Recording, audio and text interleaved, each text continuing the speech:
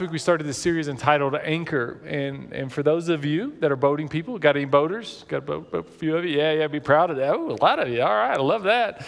I'm gonna holler at you, get on a lake with you sometime. But anyway, you boat. If you're on a boat, whether it's Chatfield Reservoir, Lake Powell, perhaps some other body of water, you know it's important to have that anchor in place, because that anchor is going to keep you where you want to be, where you need to be, where you're supposed to be. That anchor is going to guard you in many ways against currents. It'll guard you against different, maybe tides. It'll guard you against weather. It'll guard you against wind. It'll allow you to, again, stay where it is that you're supposed to stay.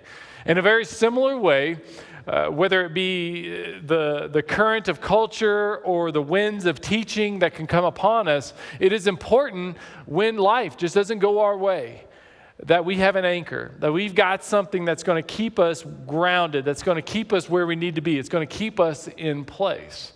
And so several months ago, I decided it was very important for us to have a sermon series on apologetics around this time of year, because many people, probably too many people, to be honest with you, faith is in some way, I don't want to say it's hanging by a thread, but it's pretty close to that as it relates to the elections. And there's a part of them that if their candidate wins, their faith will be stronger, which shouldn't be the case.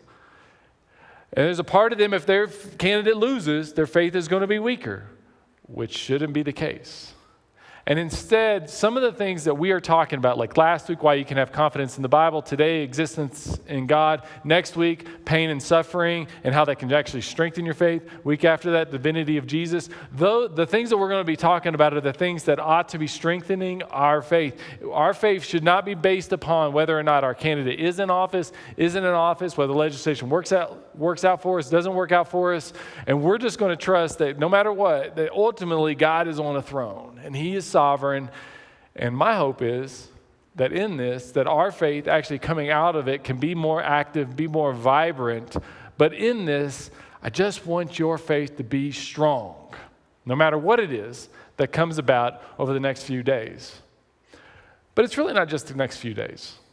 Because the reality is that many of us struggle from time to time with doubts. And it's a cynical coworker, it's a child that comes back from college with a whole new set of arguments that a college professor pushed into them, and they didn't know exactly how to resolve it. Now you got a child that's having a crisis of faith, and they're bringing that home to you, and then you maybe even having a crisis of faith, and you don't know how to resolve some of that tension, or maybe it's a family member, some other family member that's got the issue of faith or questions of faith, and you don't know exactly how to respond, and now that's challenging you, or maybe even it's just you in general. You're wondering, how do you know? How can you be sure? And in all honesty, fully transparent, well, it's not the most common thought I have, but every once in a while that thought will pop into my head. Driving down the road, walking my dog, out on a trail somewhere. How can I really know that God exists? If you've had those doubts, I'm right there with you. And there's others in that boat with us as well. Jeremiah, Abraham, Moses, Elijah, even John the Baptist, as he sat in prison. He sent a message to Jesus and he said, "Are you the one?" In essence, how can I know that you are who you say that you are? Because even in that moment, in that difficulty, he had doubts, because we all have doubts. And so how do we know? How do we know that God exists? Well, the Bible actually alludes to this in a way, because the truth is that we can't ever be 100% sure that God exists, nor can you argue 100% for certain that God doesn't exist. It's not possible. But Hebrews chapter 11 tells us these words, "And without faith, it is impossible to please God." I don't know how you feel, but for me, I want to please God. So I know that a part of pleasing God involves having faith. Without faith, it is impossible to please God. It's necessary, because anyone who comes in must believe that He exists and that He rewards those who earnestly seek Him. Some atheists, honestly, most atheists that I'll speak with, they have this part of this verse that is absent from their argument with their atheism, that they have not honestly, earnestly pursued God. Because when we do that, whether through Bible study, church attendance, prayer, He rewards us. And if we are willing to do that, we can discover in that there is indeed a God that exists, but still there are doubts. And so how can we know for sure that He does exist? Well, I'm going to walk you through somewhat of a philosophical argument and an academic argument. So brace yourself. Next 15 minutes, you're going to have to really dial in and not fall asleep. Just warning you right now. But as we consider the arguments for the existence of God, I want to share two resources with you that can go much, much further along than I could ever go with you in these next 20 minutes or so. One is a book by a man named Justin Brierley. He's more of a modern apologist for the existence of God. Highly recommend this book, especially as you're looking at more recent arguments that are out there. Another one, a little bit more of a classic, is by Norman Geisler, I Don't Have Enough Faith to Be an Atheist. And his arguments are some of what we're actually going to talk about today. But I recommend both of these. Justin Brierley also has a podcast. Highly recommend that podcast. And he's a gentleman out of the UK. So they're just dealing with some different questions that maybe we haven't gotten to yet as a culture in America, but without a doubt we will get to. So I recommend these resources. But why is it that we can believe in the existence of God? Well, I'm going to give you 4 arguments for that and why it is that these arguments have credence. Number 1, the first argument for the existence of God is this. It's known as the cosmological argument. It's an argument that's based on the cosmos. It's this idea that as you look at the cosmos that are around us, there's this certain sense in which it was created. There was a beginning. And the Bible says it this way in Genesis chapter 1, verse 1. It says, in the beginning, God created. In the beginning, God created the heavens and the earth. There's 3 conclusions you draw from that. First of all, there was a beginning. The beginning was caused, and the one that caused that beginning is God. But some scientists and other philosophers have argued that maybe matter, maybe everything that we have in all of the universe has just always been. It's a theory called the steady state theory. And maybe you've heard of the steady state theory before, but if you haven't, it's just this idea that everything has always been. Billions and billions and billions and billions of years of just matter and energy all throughout the universe. It's just always been there. Didn't have a beginning, doesn't have an end, it's just always there. Now, some of the problem with that is, one, the second law of thermodynamics, which is essentially a reduction of matter and energy in the environments around us. Like things deteriorate down. And if something is deteriorating, the conclusion you draw is like it's going to have an end. And if something has an end, then it must have had a beginning. And that leads to this idea of known as infinite regress. And that's a concept that basically states that you had a beginning. And there was something before you, which would be your parents, that created you. And then before them was your grandparents that created them. And then great-grandparents, and so on and so forth down the line. The same way an acorn creates a tree, and a tree creates an acorn. There is just this regress that happens, that there's a cause. But eventually, all that leads to this thing that's known as the uncaused cause. And if something is the uncaused cause, that thing is the beginning of all things, whatever it was. And that is what we would argue is God. That God caused all that we see around us, but He was the one who is outside of time, outside of matter. He is the one who's uncaused. Let me illustrate it for you this way. My wife and I, years ago, we lived in an incredibly sketchy, to say the least, area, not of Denver, but a different part of the country. And so we were in this area. It was, again, very unsafe, and we knew it. There was drug deals going on around the house, and it wasn't the kind of place you walked around at night by yourself. You just didn't do that. And so there was always sort of this fear that somebody might break into the home. Well, one day I'm at home by myself, and I'm in a different room, and I hear this really loud noise. It was a bang, like something had just, or someone had just broken into a window. Now, as it relates to you and I, one of the things that people will say is as they look at the vastness of the universe, that you are just statistical probability. That's what you are, okay? It just would have naturally happened with steady state theory. Well, let me tell you something. Whenever that loud noise happened in the other room, I didn't just say that was statistical probability. There was something there that caused that noise. And so I didn't reason to myself that naturally over the period of time that noise would happen. No, I said to myself, something caused that. And so I got a bat and I went into the other room to figure out if something or someone had broken through the window. And what I actually saw was a big heavy blind that we had fallen down, and that's what made the noise. So it did happen, and it was actually my handiwork. That's what caused it. It wasn't a person. It was the fact that I can't screw a screw. And in that, I realized there was something that caused it. And the same thing is said, that's what the cosmological argument is that at some point, there was the uncaused caused. The Bible says it this way in Colossians, chapter 6, verse 11, that all things were created by him and for him. He is before all things. And in him, all things hold together. And maybe one of the reasons that you are struggling with faith, if that's you, maybe just a few of you, is because things aren't holding together for you right now. And what Paul here is writing to us and teaching us is that the reason that things don't hold together in our lives is because we're not living for him. He created it. It was done by him, for him, and all things hold together. Not in you, not in me, but in him. And when our lives hold together the way that he designed them to hold together, that is one of the greatest apologetics of the faith that we can have. The cosmological argument is there is one who is before all things, the uncaused cause that has created it all. Revelation chapter 22, verse 13 says, God is the Alpha, the Omega, the beginning and end, the first, the last, the one who's outside of all things that we see.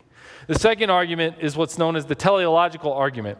The teleological argument is an argument of design, that as you drill down into maybe the molecular biology of each and every one of us, you eventually get to a point where you say, this is almost too perfect to have just naturally occurred over the course of evolutionary of an evolutionary process.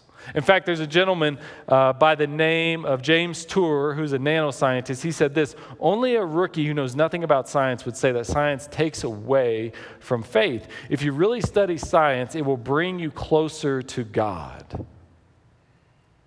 Psalm chapter 19 says it this way: the heavens, the biology of each of us, maybe even the environments around us, declare the glory of God. The skies proclaim the work of his hands. And day after day they pour forth speech. Night after night they display knowledge. That if we're willing to really look and examine and explore the intricacies of each and every one of us and all that is around us, there is knowledge that is there. In fact, it's been noted that the DNA of one single cell organism has as much information in it as those old Encyclopedia Britannicas that your grandparents had. You know, those things. One cell has that kind of knowledge in it, and that knowledge proclaims the glory of God. Another point was made that a single protein molecule, and there are millions of those in each cell in our body, a single protein molecule, the odds of it just forming on its own, 1 in 10 to the 243rd power, and our screen isn't even big enough to have that number of zeros on it. A classic argument around this is the idea of if you were to go out into the desert and there's no civilization around and you found a watch that is there, and you looked at that watch and you thought, wow, that's amazing that it just formed on its own. You would never say that because it's too complex. The watch was clearly created by somebody. And the problem, I think that's a valid argument that apologists will make, but the problem with that is that our cells are even more complicated than a watch. It'd be like a monkey getting closed up in a room with the typewriter, and then eventually, after millions of years, they would create Shakespeare. It doesn't happen. It doesn't happen like that. The animal's not smart enough. We aren't smart enough to even reproduce some of the aspects of each and every one of us. No matter how advanced artificial intelligence gets, as far as we know, it's never going to be able to recreate an eye. It's just too much there.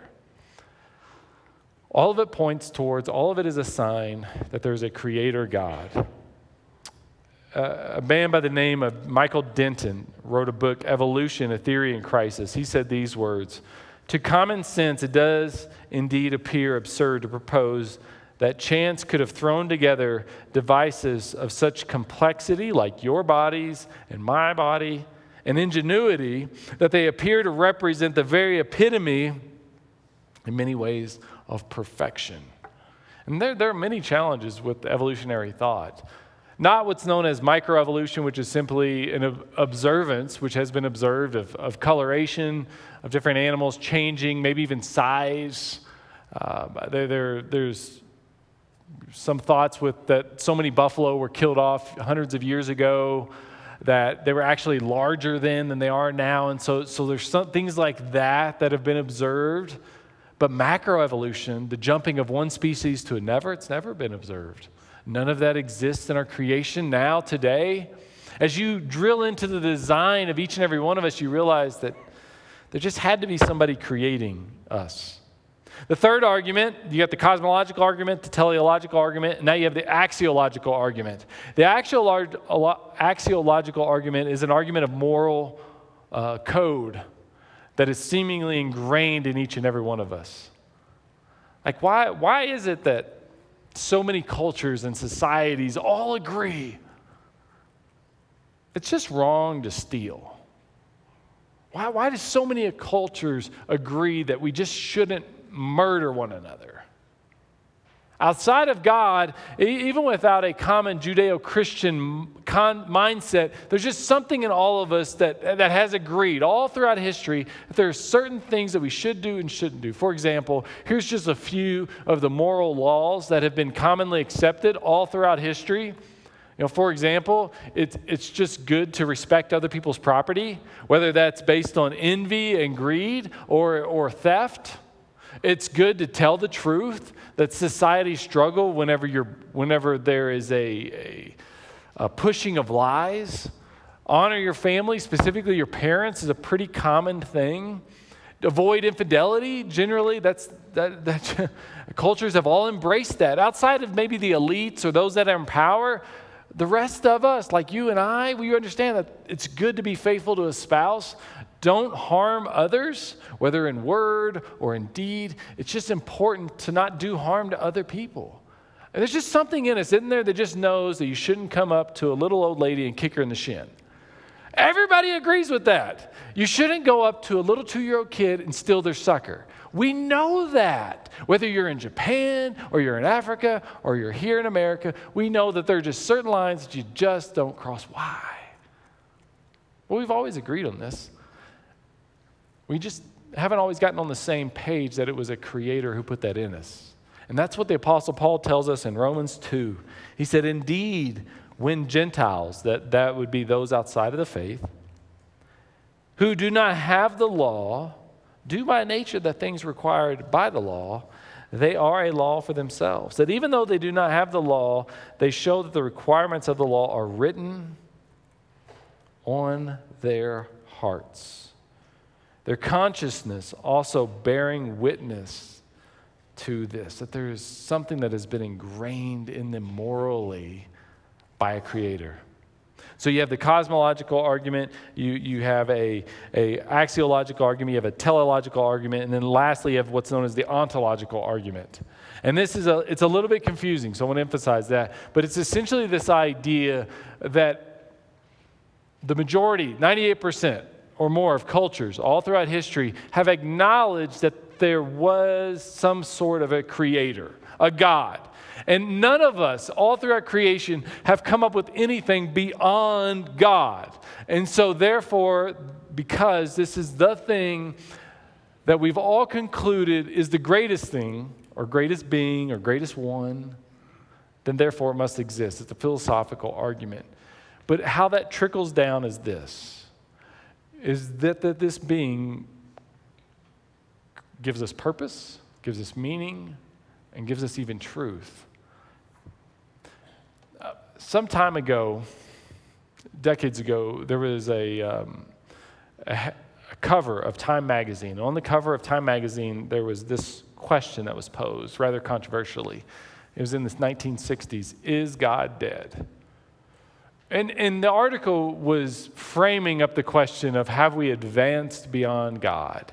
This article planted the seeds for what would come later on in four men known as the Four Horsemen of Atheism in the early 2000s. Some of you have maybe even heard of these gentlemen. Their names are Richard Dawkins, Christopher Hitchens, Sam Harris, and Daniel Dennett. Richard Dawkins wrote the book The God Delusion. Christopher Hitchens is a debater. Sam Harris is a public thinker. And Daniel Dennett is a philosopher. And so for about 15 years, people just gobbled up their material, just ate it up. And then 5, 6, 7 years ago, these gentlemen started losing their influence. And the reason that they started losing their influence is that because this new atheistic movement started losing steam because it didn't offer answers to the question of what is the purpose of life? What is the meaning of life? What is truth? Those existential questions that all of us have. And so what you're finding now in these atheistic movements is they're actually just drifting towards social justice causes, and they're kind of even devouring one another in some ways because they don't resolve that tension in all of us, that hole in all of us, that void in all of us that draws us towards the eternal. Solomon wrote it this way in Ecclesiastes chapter 3, verse 11, that God has set eternity in our hearts. That as we live and have our being in this temporary space that we know is going to eventually wind down, we know in our heart of hearts that this isn't it. And God has put that in each and every single one of us. Now, as you consider these arguments, I do believe that you can really make a strong case for the existence of God. But I don't think that the question for us necessarily that is most important is, does God exist? But what kind of God exists is maybe more relevant and important to us. Is there a God out there that just wound us up like a clock and left us to our own devices? Or is there a God out there that, as the Bible says, knows the hairs on your head? He cares more about you. He cares more about you than the birds of the air that we're called to look at when we worry, the flowers of the field who are clothed in the splendor of Solomon. That's how the Bible describes God to us. That's the kind of God that comes alongside you when maybe your candidate doesn't get elected, or comes alongside you when legislation's pushing forward that you don't think aligns with God's values. It's the kind of God that grabbed a hold of us when we were lost in our sin. I have a friend of mine, he did a dramatic retelling of this idea of who God is based on a story from Korea. And it's in this story that I think we can get a good impression of not just if God exists, but who God is and who He's desiring to be in your life. Why don't you check out this clip with me? This tastes like a hound dog. Do you think it's a hound dog? I think this is lasting. Lee Strobel tells a story that took place shortly after the Korean War. A Korean woman had an affair with an American soldier. She got pregnant. He had to go back to the United States, and she never saw him again. But she gave birth to a little girl, and this little girl didn't look like other Korean children. She had curly hair, and her brown eyes were shaped like her father's. And this little girl was ruthlessly taunted by people. They called her one of the ugliest words in the Korean language. It meant alien devil. And it didn't take long for this little girl to draw some conclusions about herself based on the way people treated her. Her mother tried to raise her little girl as best she could. For 7 years, she tried to do that until the rejection was just too much. Then she did something that most people could never imagine doing. She abandoned her little girl to the streets. For 2 years, she lived as a beggar, as a scavenger, until finally she made her way to an orphanage where she found some sort of refuge. One day, word came that a couple from America was arriving to adopt a child from the orphanage. And all of the children in the orphanage got excited because at least one of them was going to have hope. One child would have a family. And so this little girl spent the day cleaning up the other children, giving them baths, combing their hair, and wondering which one would be adopted by the American couple. When the couple arrived, this is what she recalled.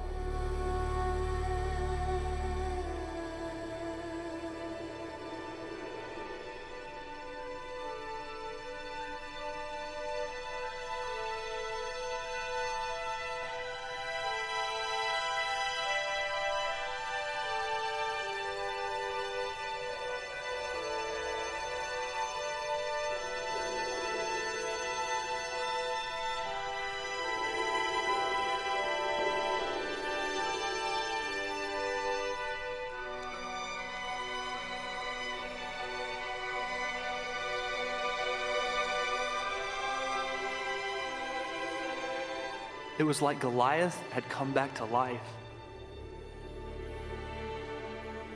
I saw the man with his huge hands touch and play with every child. It seemed that he loved every one of them as if they were his own. I saw tears running down his face, and I knew that if they could, this couple would have taken the whole lot of them home with them. He saw me out of the corner of his eye. Now let me tell you, I was 9 years old, but I didn't look it. I was a scrawny thing. I had worms in my body and lice falling out of my hair. I had sores on my body and face. I was not a pretty sight. But the man came over to me and he said something in English. I looked up at him, and then he took this huge hand and laid it on my face. What was he saying? He was saying, I want this child. This is the child for me.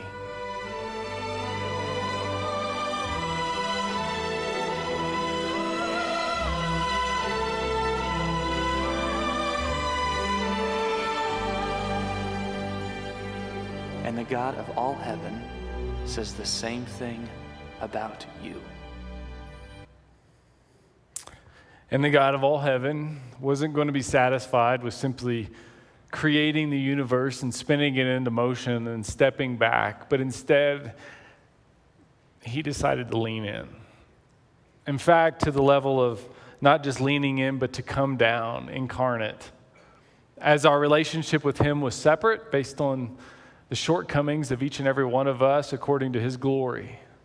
And as we were separated from him, his son came into this world, would live a perfect life, would die for our sins on a cross, and ultimately would rise from the grave and then ascend into heaven.